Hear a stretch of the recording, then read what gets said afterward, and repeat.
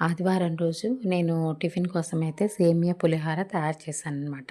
తర్వాత లంచ్ కోసమని గంగవల్లి మామిడికాయ పప్పు, అరటికాయ వేపుడు, గుత్తి వంకాయ కూర వండాను. అయితే ఈరోజు స్పెషల్ ఏంటంటే, మా తమ్ముడు చాలా రోజుల తర్వాత మా ఇంటికి లంచ్ కోసం అని పిలిచారనమాట మా వారు. అయితే ఇంటికి ఎవరైనా గెస్ట్‌లొచ్చారంటే 4, 5 వెరైటీలు చేస్తే గానీ ఊరుకోరు మా వారు. తర్వాత దానికోసమని ఇంకా అప్పడాలు, వడియాలు, ఊరిమిరపకాయలు ఇవన్నీ వేయించాను. పెసరప్పడాలు, కారం అప్పడాలు, ప్లెయిన్ అప్పడాలు, గుమ్మడి వడియాలు ఉన్నాయన్నమాట.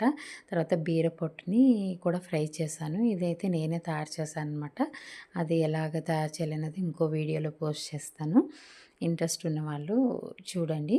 అలాగే మా తమ్ముడికి ఇష్టమని చెప్పి నేను మెంతి మజ్జిగ లేదా చల్లచారు అంటారు కదా! నేను మెంతి మజ్జిగని తయారు చేశాననమాట. అది ఇన్‌స్టెంట్‌గా తయారు చేసుకోవచ్చు కాబట్టి, పోపు వేసేసి, ఉల్లిపాయ ముక్కలవి వేసి అవి తయారు చేశాననమాట. వీడికి అడిషనల్‌గా ఇంకా ఆవకాయ ఊరగాయలు కూడా ఉన్నాయి కదా! మేము వెజిటేరియన్స్ కాబట్టి మా వెరైటీలు ఇలాగే ఉంటాయన్నమాట.